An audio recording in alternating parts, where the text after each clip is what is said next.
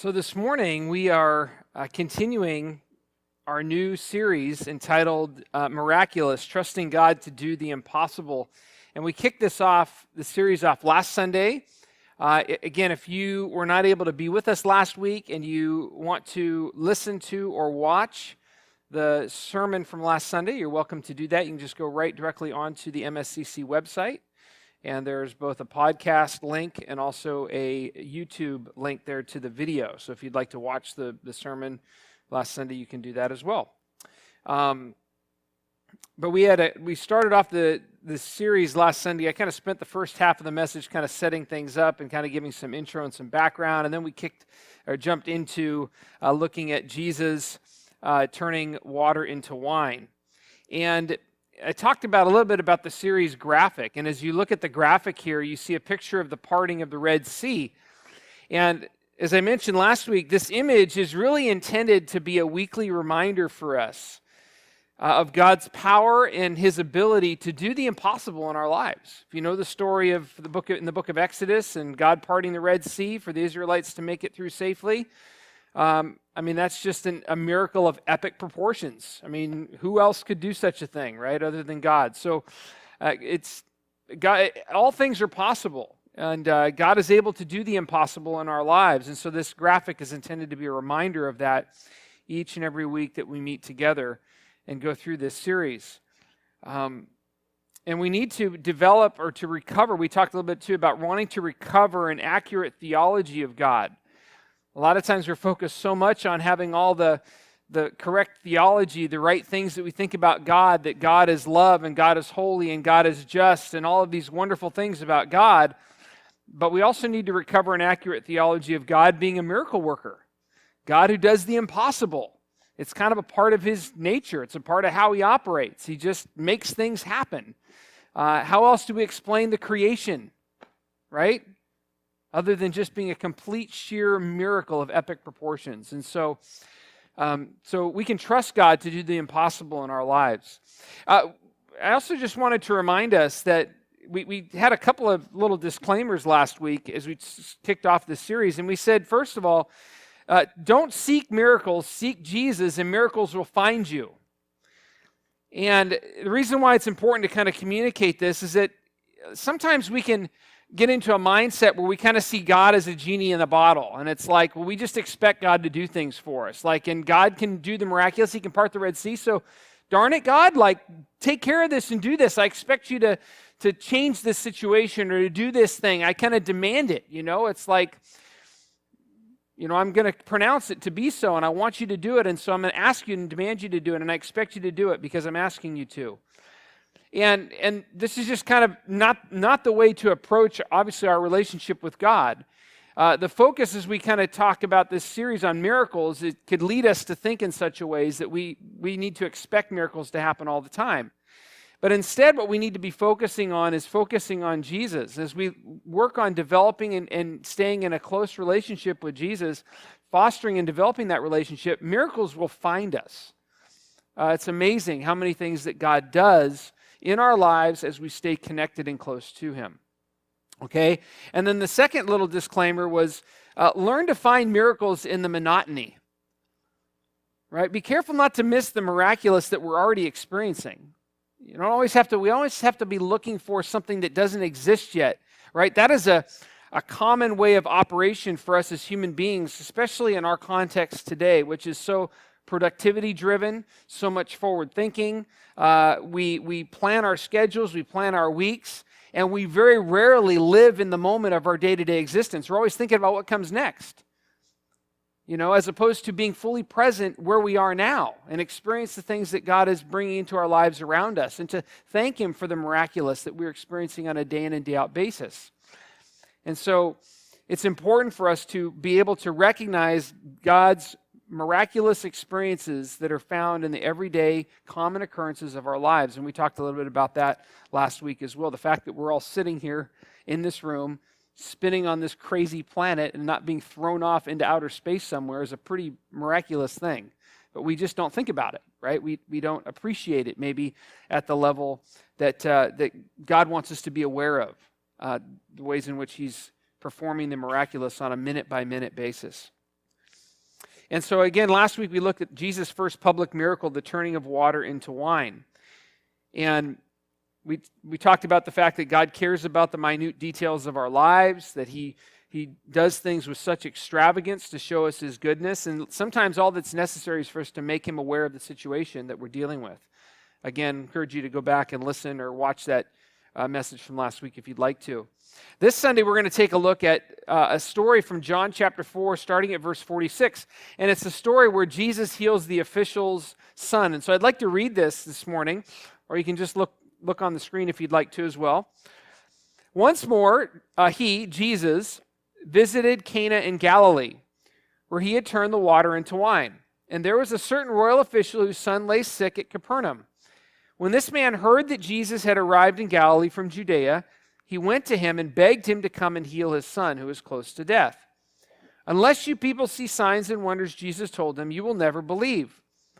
The royal official said, Sir, come down before my child dies. Go, Jesus replied, your son will live. The man took Jesus at his word and departed. While he was still on the way, his servants met him with the news that his boy was living. When he inquired as to the time when his son got better, they said to him, yesterday at 1 p.m, the fever left him. Then the father realized that this was the exact time at which Jesus said to him, your son will live. So he and his whole household believed. This was the second sign Jesus performed after coming to Judea in Galilee. Hey, just real quick, could I get somebody to help me? Right behind Diane back there, there's a chair, there's a cup of tea back there. Could somebody grab that for me? I'm going to need some liquid. I'm already starting to dry out. I'm just beginning. Maybe that's good for y'all. Maybe I should just dry out and dry up, huh? Thanks, Dave. Thank you. Oh, that'll work. Sorry, we don't have the heats on the premises. No, that's in my office. I just need some of that. That's good. Thank you, Dave. So, going back to this story, one of the first things that we notice in this miracle, a lot of times we can read these stories in these miracles, and we just kind of, if you're familiar with them, you kind of listen to them or you read them, and you're like, oh yeah, I remember that story. I remember that when I was a kid. If I went to Sunday school, I heard about it, or maybe it's the first time you heard about it, and it sounds good. It doesn't sound maybe overly exciting. It's just this random event. But there's so much going on here a lot of times that we just don't understand, or we don't see, or we don't understand according to the context. And one of the things that's easy to miss here about this miracle is the power of Jesus and his ability to merely speak words of healing. Right? That's easily missed here. He just speaks words of healing and it happens. You know, in the first miracle that we looked at last week, remember Jesus turned water into wine. So he was physically present in that space, right? He commanded that those jugs be filled up with water. I kind of get this picture of him kind of standing over them, and maybe he just kind of did one of these things over the water, and boom, it just turned into wine, right? So he was kind of physically present with the miracle that he performed in that first one last week. But here, Jesus is 20 miles away from the boy he's healing. He speaks the words and the healing occurs. Again, a reminder to us that nothing is impossible for God, ever. Like ever. The same God. Now, what's interesting here too that is easy to miss is the miracle that Jesus performs by speaking this boy's healing is an indication of his godhood. Because God, Jesus, and Spirit were all present in Genesis 1 at the beginning of creation. And Jesus, actually, it was through Jesus and the words of Jesus that spoke creation into existence, right? And so here we see Jesus speaking the words of healing, and it is done in much the same way that creation was spoken into existence out of nothing.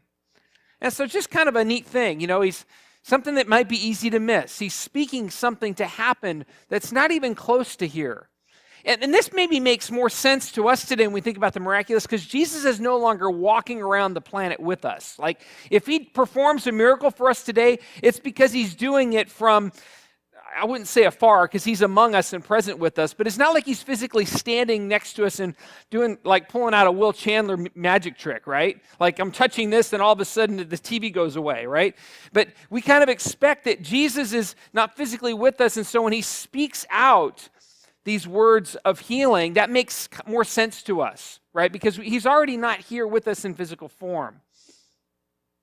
And so whereas the first miracle, in the first miracle, we placed a lot of emphasis, if you remember back last week, on what Jesus does, talking about his miracle conveying care for the minute details of our lives and his generous and extravagant, the nature of his generous and extravagancy and what he does for us. I think today we have a lot to learn about the royal official and what he does here. And so I want to have a look a little bit more at this man and what goes on with him. First of all, I want you to consider what it costs the royal official to visit Jesus. Consider what it costs the royal official to visit Jesus. This guy is a member of essentially the Roman government, and he likely has a lot of power. And for a lot of people in power, they have a hard time subjecting themselves to folks that are on lower levels of the power ladder, especially if you're a Roman and a Roman authority over these Jewish people, right? And a Jewish teacher at that. You may be kind of threatened by some sort of following or power that this Jesus guy might have. And so there's a sense of, I'm not going to subject myself to this guy. That would be kind of the natural reaction, maybe what you would expect from a Roman high-ranking official. This guy had the authority, actually, to cause problems, likely to cause problems for Jesus' work, but instead, he brings himself to Jesus for help instead of a rebuke. He might have been concerned about how his peers might respond to his actions. His reputation might be at stake here. I mean, hey man, you're a high-ranking official. Like, what are you doing, like, talking with that Jewish teacher guy, right? Like, come on, dude. Like, stick with your kind type of thing.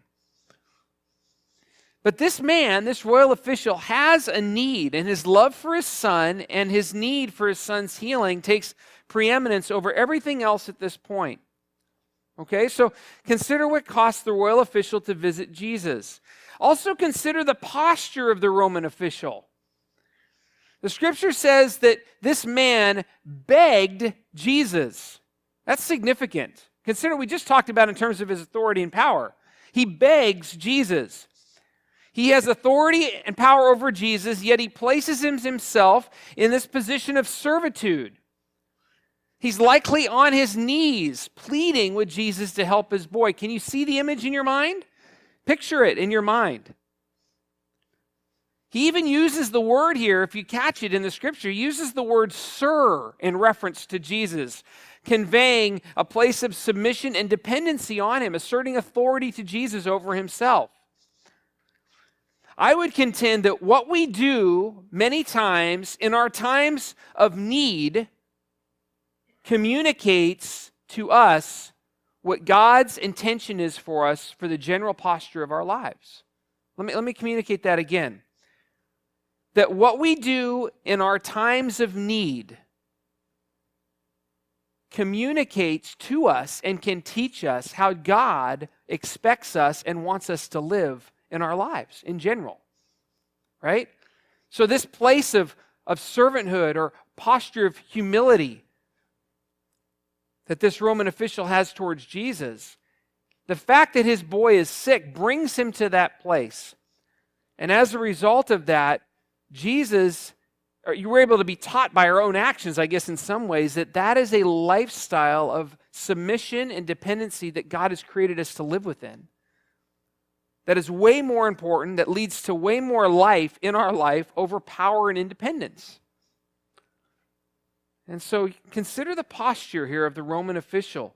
Consider what it took for this Roman official to take Jesus at his word. I mean, after he makes his request and Jesus announces that his son would be healed, the scripture says that the official took Jesus at his word and departed. Because that's frankly just easy, right? He'll be healed. Go home. Right? How would you respond? I'd be like, no. Like, I would rest on my authority a little bit here. Like, I'm going to roam fishing. No, Jesus, you're going to come with me, right? You come journey with me back to my hometown, and I want you to place your hands on my son. Don't just say it's happening, because how do I have any assurance that it is, right? I don't know. I ain't got a cell phone. I can't pick it up. Hey, honey, is Johnny healed now? Yeah, I don't have that ability. Consider the faith of this official in that moment. I mean, he likely would think who knows if he heard about the miracle of turning water into wine? I don't know. But any common sensical person would probably think, if this guy's going to perform a miracle, he's going to actually probably put his hands on it or do something physically present for it to occur. He has no reason to necessarily believe that Jesus is just going to speak healing into existence and it's going to happen. But he takes Jesus at his word and he departs. He goes home. Pretty powerful. Easy to miss in the story. And then lastly, consider the distance traveled, the distance that this official had to travel to reach Jesus. Now, the distance between Capernaum and Cana is 20 miles. Okay, so to put that in context for us today, from our building right here, if we were to go up 880 to the 880, 238, 580 interchange, that's about 20 miles north of here, okay? Or if you were to go south from here, that would take us down to the 85 101 connector right before Morgan Hill. It's about 20 miles in distance in either direction. So not too bad of a drive, right? Well, actually, then again, the drive stinks in rush hour, which is pretty much all the time. So it's never really a good drive, any way that you want to go, right? But consider walking it, right? Consider walking that distance. And not in your nice shoes that you purchased for the walk, but in flat sandals in the dirt, right? Oh, and not to mention that your 20-mile trip is actually a 40-mile round trip. When's the last time you walked 40 miles in a day and a half? Right? Not many of us. Maybe some of you have. Based on the text and the fact that his interaction with Jesus was at 1 p.m., this man likely set out early in the morning that day, and he reached Jesus at about midday. And then he probably made the return trip partway and then stopped for the night and continued the next morning, since he doesn't connect up with his servants until the next day. Needless to say, he took 2 days out of his week and he wore some holes in his sandals in the process. His feet are blistered and his legs are sore. Not to mention the fact that the road from Capernaum to Cana is an uphill climb the whole way. The point? The official went to great lengths to see Jesus. Right? This wasn't just hopping in your buggy or in your car. I'll make a little morning trip out of it, right? Here's the point of this story that I think is so important for us to grab this morning. If you want to experience a miracle, sometimes you have to go way out of your way to get it. If you want to experience a miracle, sometimes you have to go way out of your way to get it. Like the official, will you surrender your pride and your reputation? Like the official, will you humble yourself in a place of submission and dependency on Jesus? Like the official, will you do the hard work of trusting even when you don't know the outcome? Right?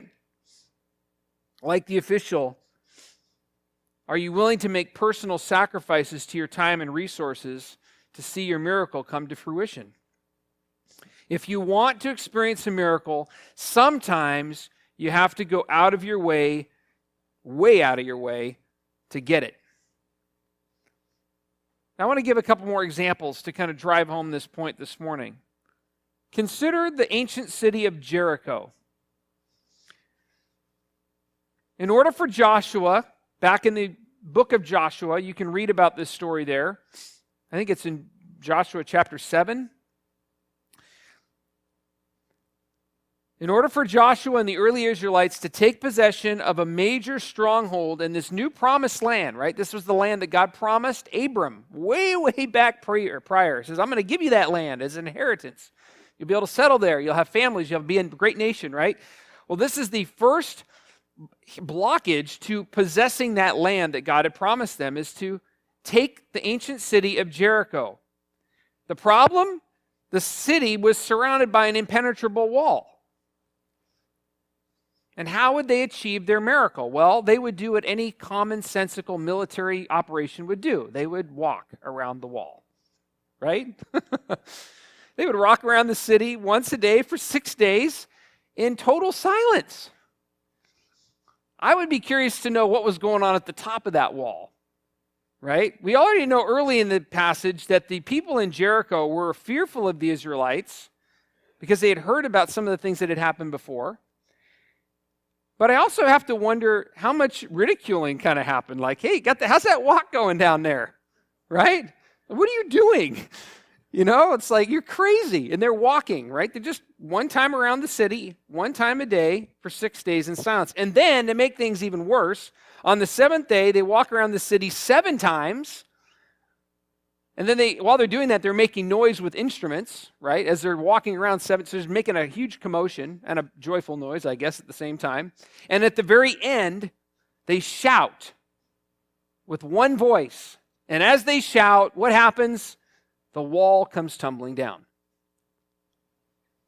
They had to work. They had to do their walking, the lunacy of what God had said they were supposed to do. But in the end, God did the miracle. If you want to experience a miracle, sometimes you have to go way out of your way to get it. Or how about the woman with blood in Luke chapter 8? I want to read this story. It'll be on the screen as well, I think. Yes.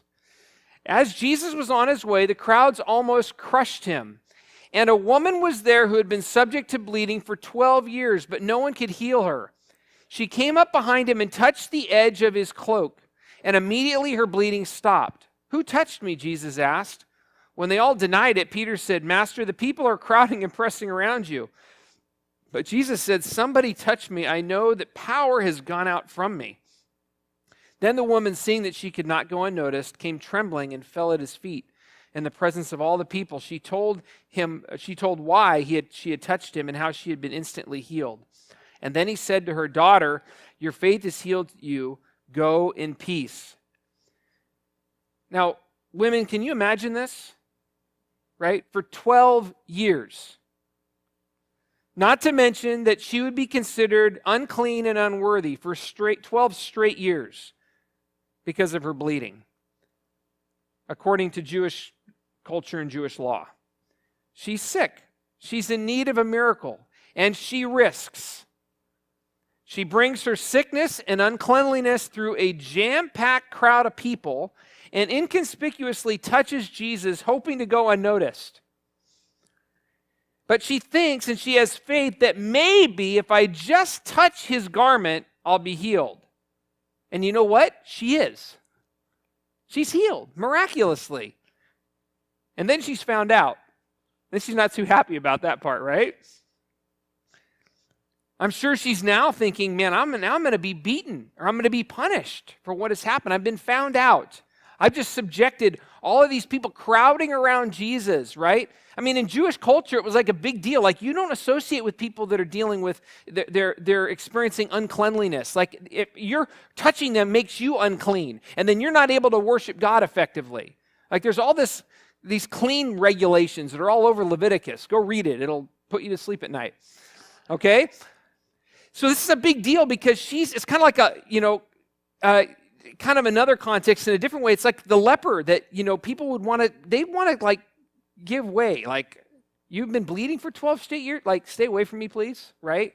And so kind of like a leper, like the sense of don't come near me, right? There's this sense of her rubbing up shoulders against other people, put her at public risk, right? What if these people find out, oh, that woman rubbed up against me? Oh, now I'm unclean. I got to go through this whole period of cleaning myself now before I can worship at the temple again. So she's trembling and she's afraid. And she tells Jesus what she did, and he affirms her faith and her healing, and he counters her fear with his peace. I mean, consider the courage it took for her to be that audacious and to put herself at risk for her own healing, right? If you want to experience a miracle, sometimes you have to go way out of your way to get it.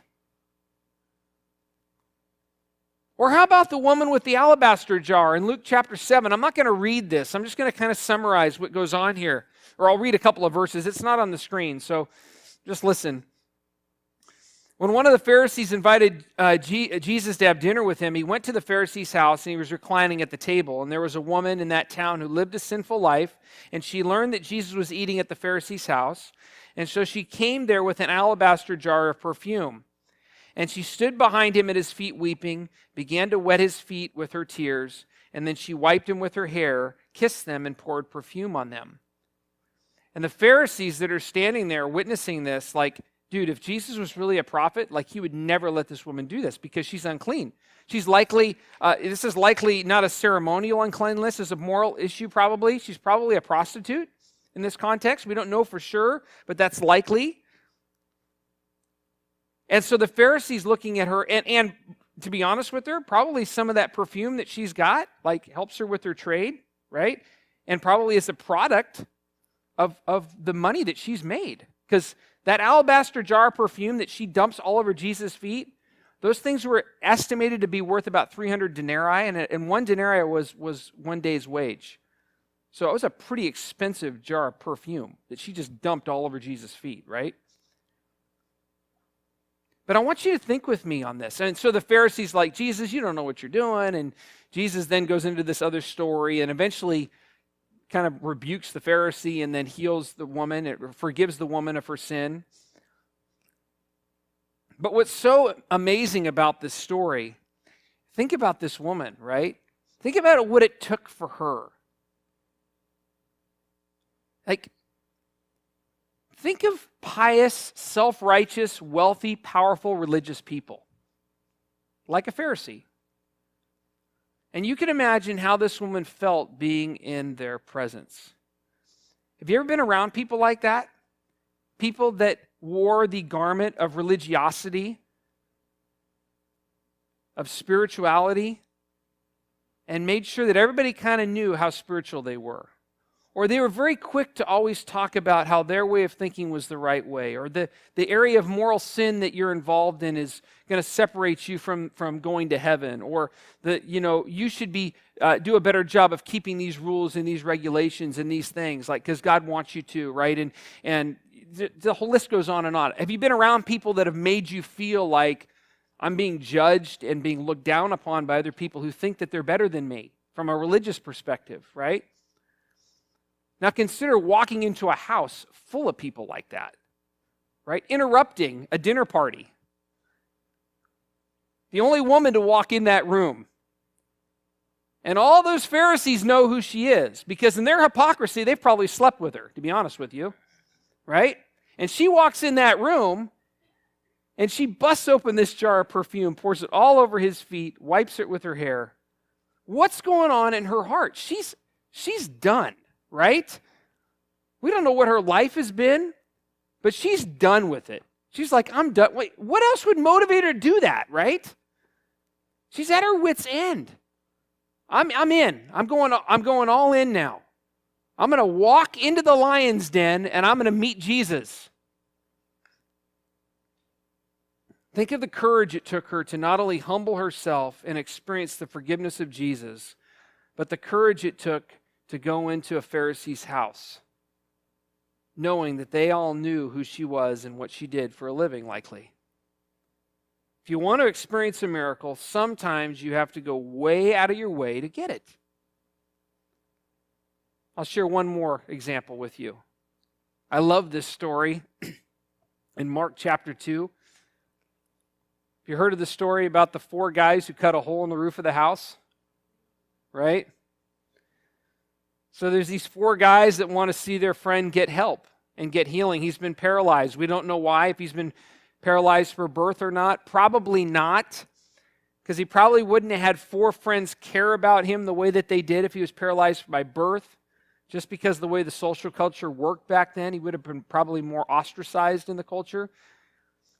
So he probably experienced an injury, and he was paralyzed because of that. And these guys know that if they can get to Jesus, they have a chance for their buddy to walk again.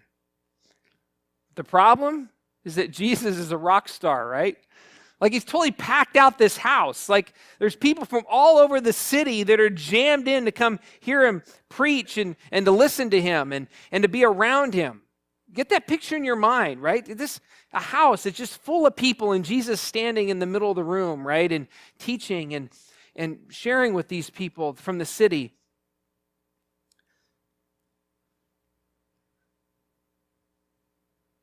There's no way, right? There's no way that these four guys, they're coming late to the scene, right? They're coming late to the event. There's no way they're going to get in and see Jesus. They know that. Crowds wrapped around the corner out the door. And so what do? Well, they do what any rational group of friends would do for their sick friend. They destroy the roof of a house. They lower their friend down right in front of Jesus while he's teaching. They cause a scene and they disturb the teaching time, right? Of course you would do that. No, that's what they did. Is that what you would have done?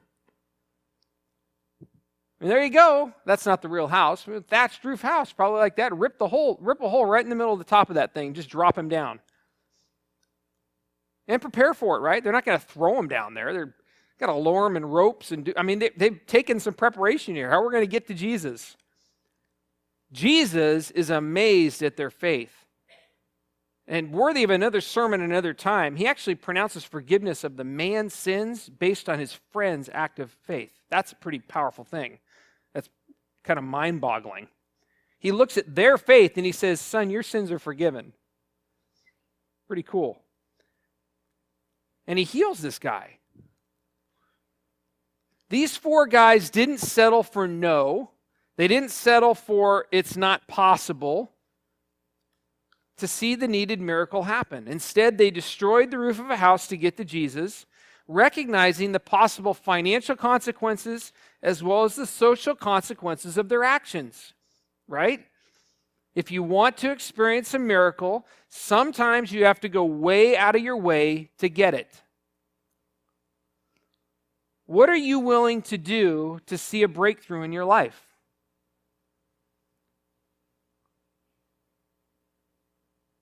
Sometimes we shy away from asking this question because we're afraid of well, does God expect us to do good works in order to see things happen? And we're so afraid of talking about works and faith and the collaboration of the two that we just shy away from it. Sometimes Jesus does the miraculous just because he can and just because he wants to, right? We've experienced that. You're sitting in this room as a result of that, right? Sometimes Jesus does the miraculous because we merely ask him for his help or we make him aware of the situation, like last week. But sometimes Jesus does the miracle because of the faith that we have and the risks or the great measures that we take to see it happen. Let me say that again. Sometimes Jesus does the miraculous because of our faith and the risks and the great measures we take to see that miracle come to fruition. I'm not sure what that means exactly for you this morning. Maybe that means in faith I'll just read some examples I put down here. That in faith you try that new experimental drug that might help a disease because you sense God asking you to do it, even though the side effects are crazy, right? You're like, I'm not sure how I'm going to make it through the side effects. Or maybe we go without food for a day or two, or we turn off media devices in an effort to fast and to focus our efforts on seeking God for his prayer, for his wisdom and discernment in a certain area. Do without. Or maybe you step out in faith at your place of employment to challenge a prevailing assumption in the company that you think may not be right in hopes of doing the right thing and to see transformation take place. If you want to experience a miracle, sometimes you have to go way out of your way to get it. These are areas of risk and faith. You have to think about that in your own context, right?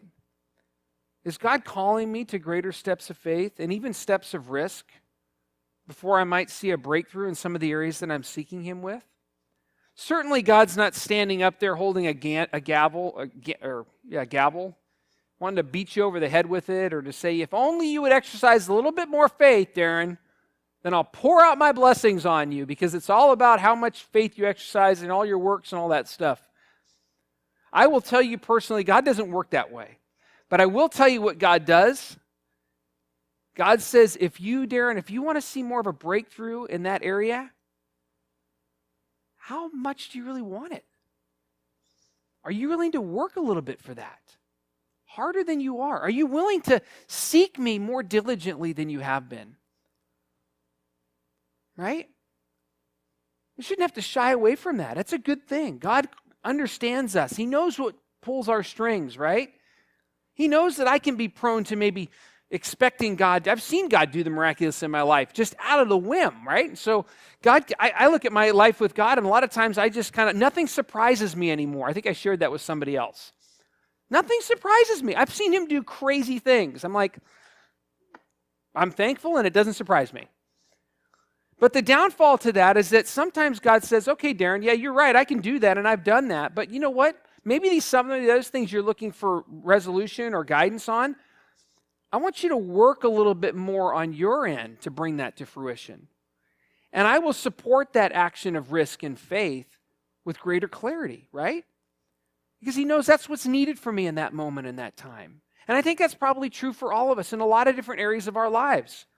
There's some things we're praying for, we're seeking God to do, and we're asking for his guidance and direction and his provision and his healing or whatever it may be.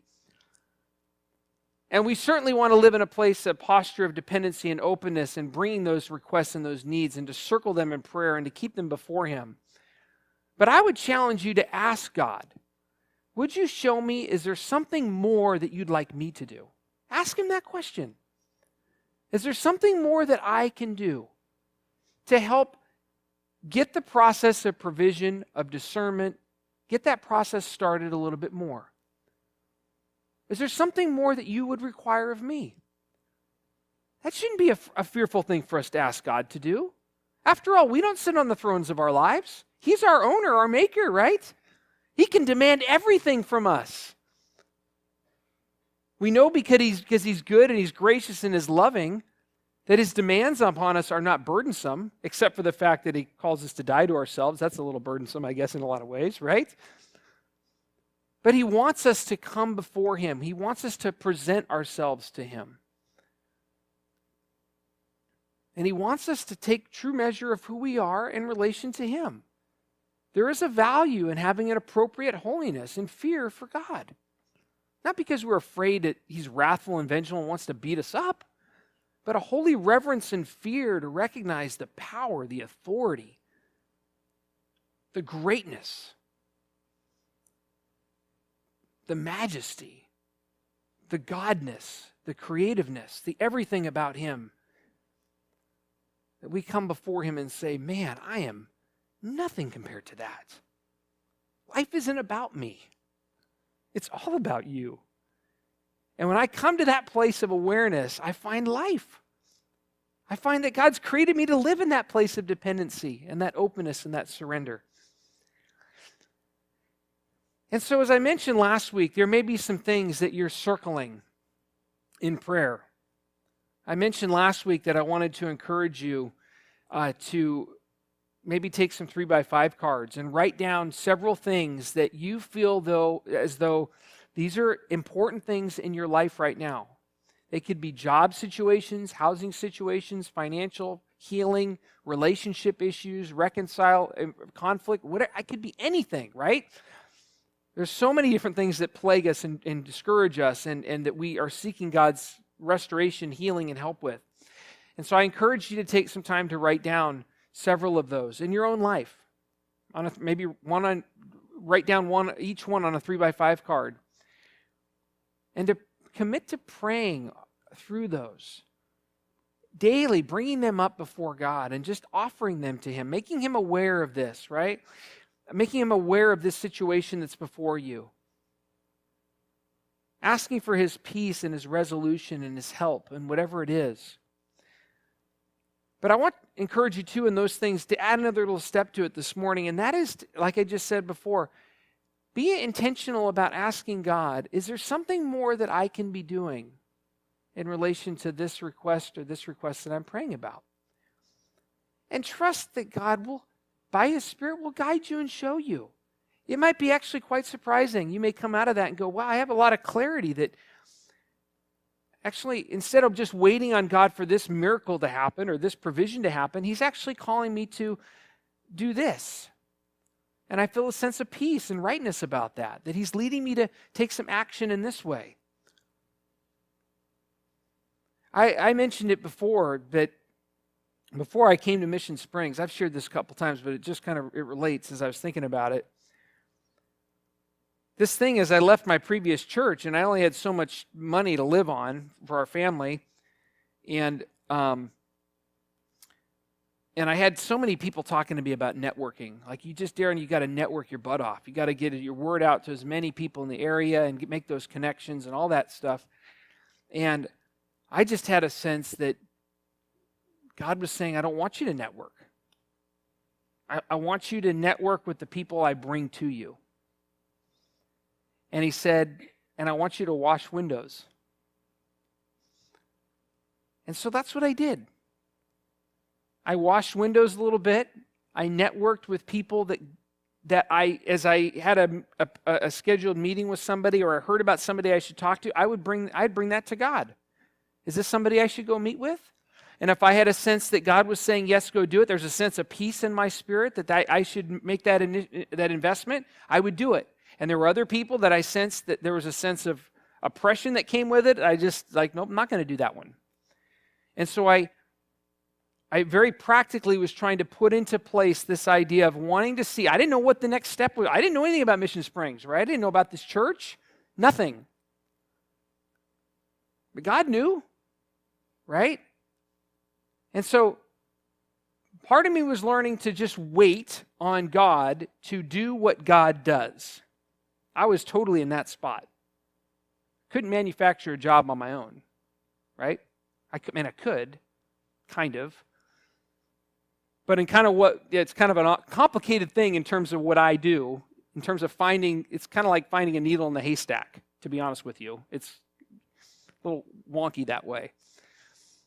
That's a subject for another discussion. But there was also a sense that I was very intent on wanting God to show me, what is it that you do want me to do while I'm waiting?